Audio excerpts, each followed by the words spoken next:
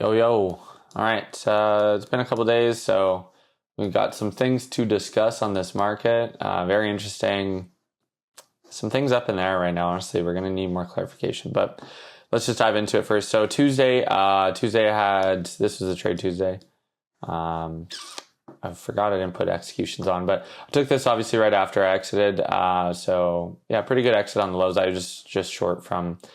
I took a previous short in Asia, closed it out because I wanted to be dumping more by New York. It wasn't that much higher than where price was, so just good to take some profit. And then quickly I saw sellers step in, so I just essentially re-entered my short. And I can talk a little bit about that because I know some people, at least in our Discord that we're in, I know people they felt it just left without them. And I did post right at the start when it started dumping. I was just like, guys, like, big sells right now. I was very clear. I posted all the screenshots, said big sells. We're in a negative gamma territory, so we can likely see some good dumps. But yeah, some people, they just like trading that continuation, break down, retest, and then continue lower. This is just very obvious to me. It was right there. Zoom in on ES too. So ES, it was at a critical pivot point, 75.80s, 75.70s. It's really been a mega pivot, I would say. And then from there, you get above 75.95, 7600, and we're in very bullish but pinish territory, I would say.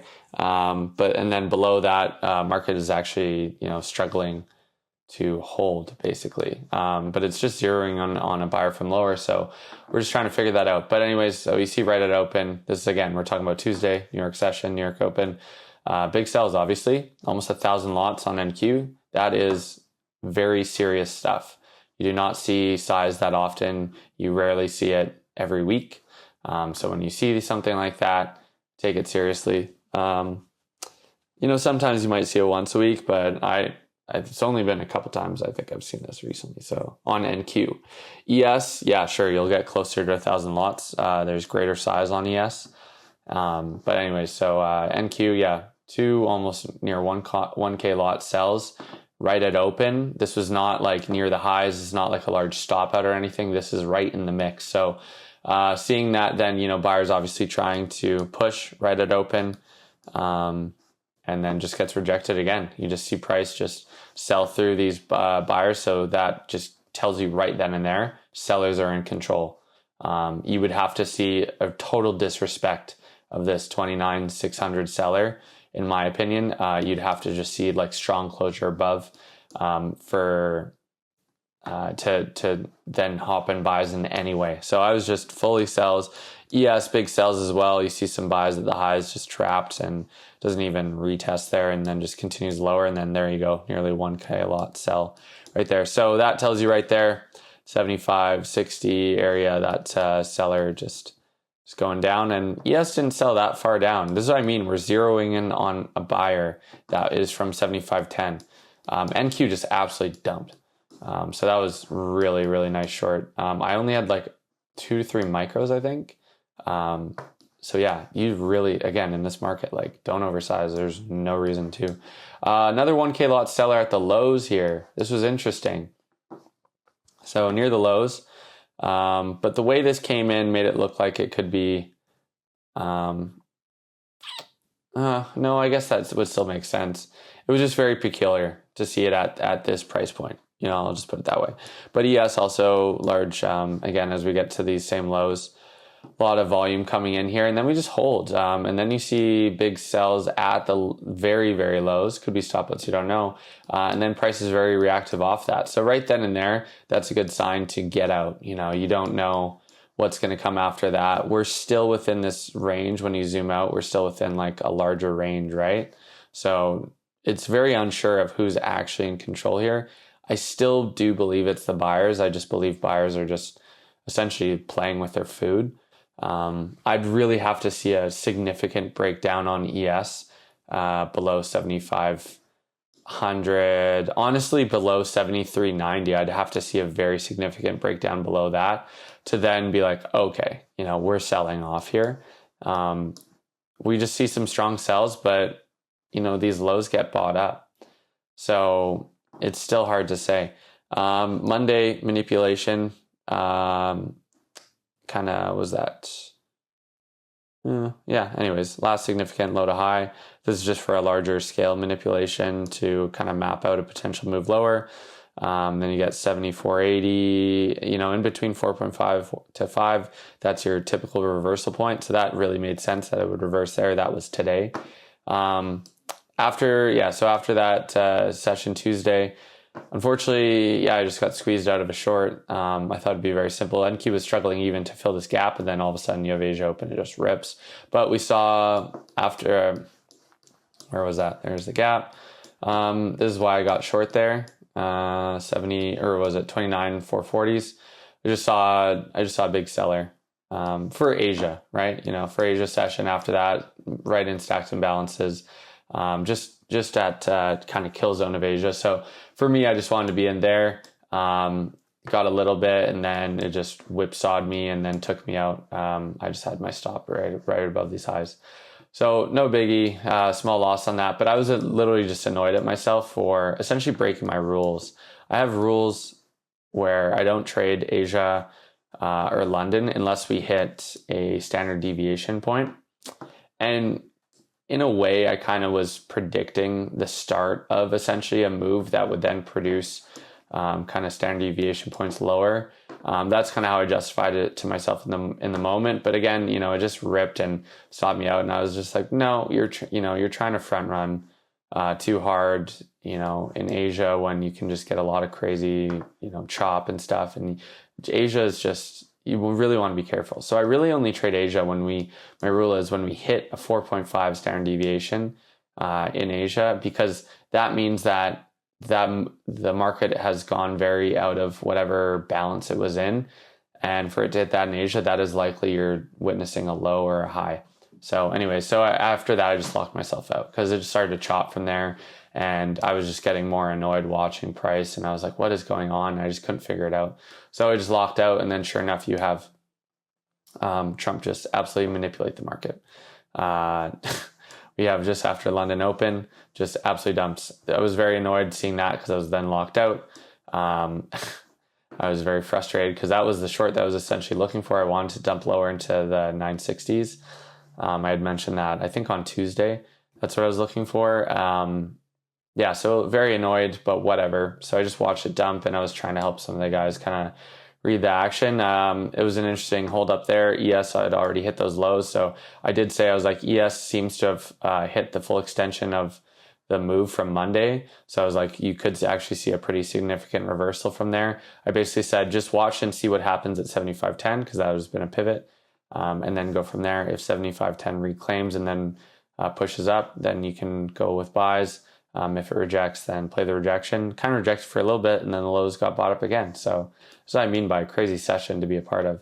And Trump is just, if this isn't the most obvious manipulation, I don't know what is. He basically just came out of the gate talking about how the ceasefire is over and no deal, and he hates Iran and he's not dealing with them anymore, and they're going to bomb Iran tonight, and they're going to take Karg Island, and blah blah blah blah blah. All this just dumping price, the whole way down. And then sure enough, then he's talking about, well, Russia's doing good though, and Ukraine, they have a good relationship, and that's looking good. So maybe that war will end soon. And the market's going, okay, we'll buy that up again. And then he's going, oil is really just too low, and we actually need to maybe consider measures to raise the price of oil, which everyone was like, what? You've been talking all about how you want to lower the price of energy and lower the price of oil and gas, blah, blah, blah. And so now he's saying, well, no, actually oil's too low and we need to raise it. And coincidentally, oil has hit a point where it was essentially prior to Iran. That's how much it's come down. So essentially it hit that point, and now he's going, oh, no, now it's too low kind of thing. But then obviously people were calling him out and being like, well, what do you mean? You're saying the opposite of what you have been saying this whole time. And people are complaining about gas prices and everything's too expensive. And now you want to raise the price of oil. And now you're talking about bombing Iran and what about the ceasefire that you're so proud of and blah, blah. And he's saying, oh, no, actually, yeah, no, we'll keep the price of oil down. Yeah, we'll keep it down. And actually, the war with Iran is essentially over. And it's been a huge success. Like, oh my bipolar. Like, it is just insane. That guy has no shame whatsoever. He is clearly the most manipulated and biggest manipulator in the markets. When I say most manipulated, I mean, don't for a second think he's doing this alone. And, he is just knows he's the one that can do it. So he's the one that's manipulating. But yeah, it's just crazy to be a part of this market. Like, if you didn't trade the Biden era, in a way, I feel sorry for you, because that a lot of times felt like free money, when they were just like, wow, is it really this easy? And it almost felt like we were just being softened up for this market, because this market has really separated the men from the boys. That's kind of sexist. It's the weak from the strong, the wolves from the sheep. Basically, it's how good of a trader are you? Basically, this market is testing you. How nimble are you? How good are your entries? How good are your exits? How strict are you with your rules? This market is really testing everyone, I think. It's forced me to go from, I used to trade kind of a continuation model like a lot of people, to being very nimble, and adding order flow, standard deviations, and finding just levels that buyers were present, levels that sellers were present, and just going along with them. And yeah, sure, there's a bit more risk, quote unquote, associated, but I don't even believe that, because any continuation model in this range has just gotten absolutely dusted.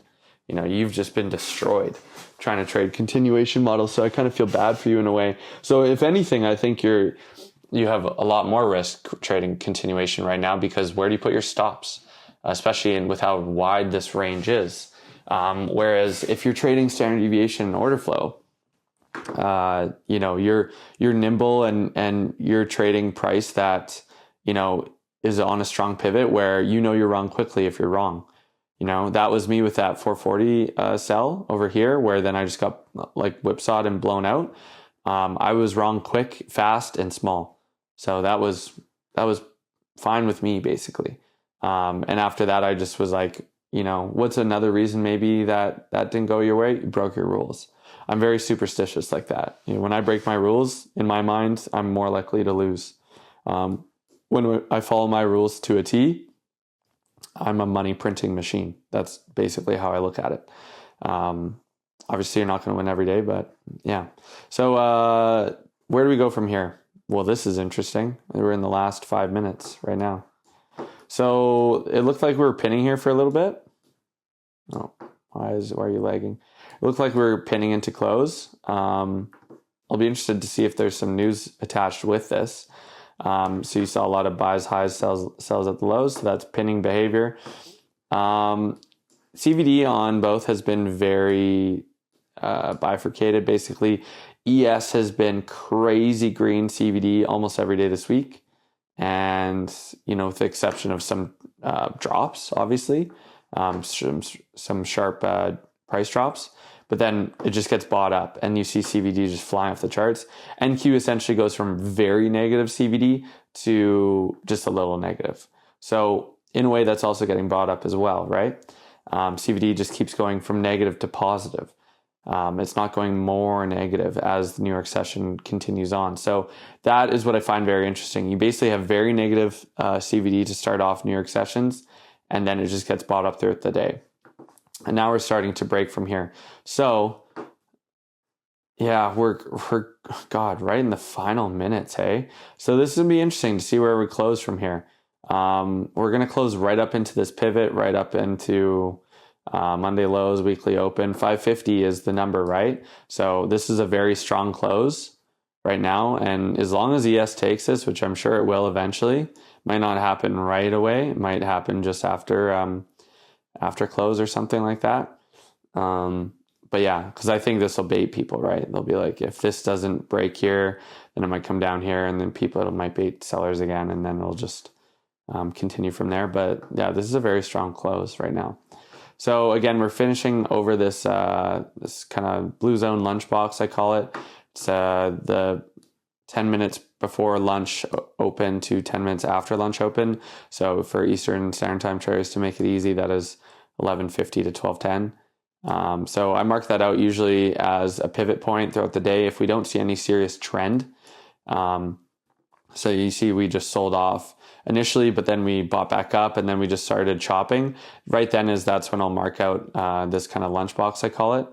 And then I'll just look for, oh, interesting. So it kind of got sold off at the highs there, right into close. So that, yeah, really would have liked to close kind of closer to 500.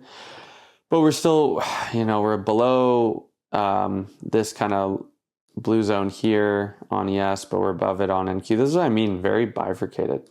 It's hard to tell. And now tech had a stronger recovery, like NQ versus ES. So yeah, I like that I don't have any solid ideas on what's going to happen. We could very easily just continue this trend down a lot lower and just really blow out the bottom, kind of. And come down. I'd like to come down into the high 27s and really see what's going on there. Or, this was all just a little manipulation lower. And then we're just going to continue higher from here. And we're just going to all of a sudden start blowing this out into the start of July, right? I don't really know. I would just say going forward, 550 on NQ is your kind of key pivot there. On ES, I would say watch around the 75.10 area. I guess to 74.70. Like there was a lot of action down there. So now I would say 74.10 or 75.10, good intraday, just to see how that reacts. If we are truly bullish, then we're going to see a bounce from there and continue higher. Otherwise, you can see a retest of these lows, see how that does.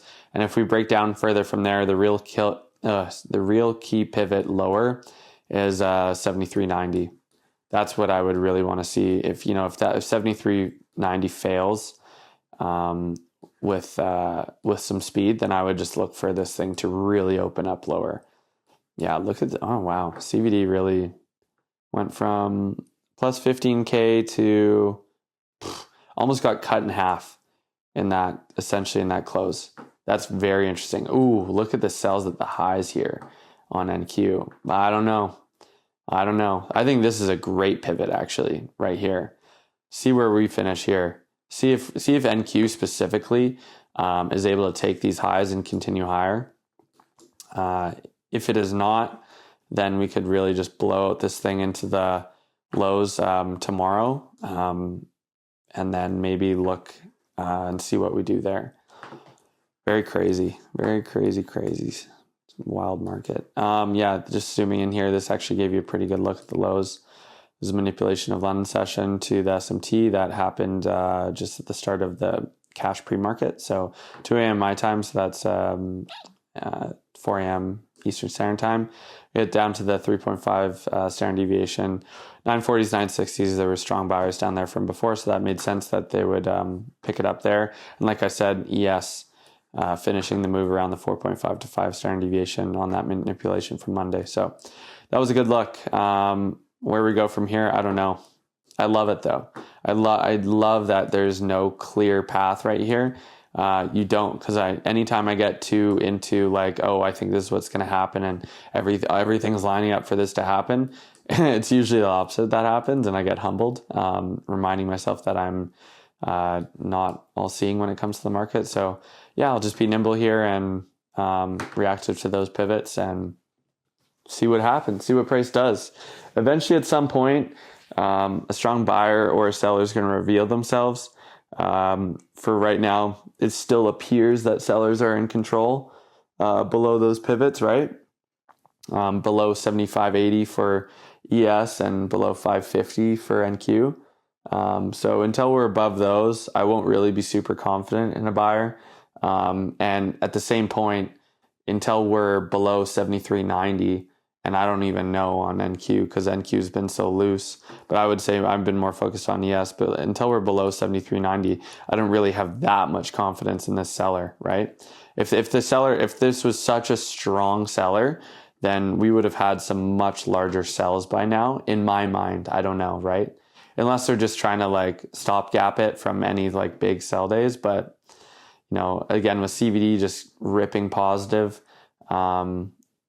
throughout the last couple sessions, even though we've had large dumps, that just to me means a buyer is buying this up, and they just, it's a big buyer with big pockets and a lot of runway, and they can afford to, be in the negative and just keep buying and keep buying and keep buying before we eventually rip. That's what it looks like to me. If 73.90 fully breaks down and we see a seller just absolutely just crush it out of there, then sure, yeah, we have flipped, and I don't think buyers are at all in control anymore after that. Anyways, that's enough yapping. We're a little over 20 minutes, so I want to cut it there. Yeah, just the pivots. Tomorrow should be, I assume, a pretty big day based on the start of the week that we've had. I would like to see a trend form in some direction, so we'll see. Anyways, take care. Bye.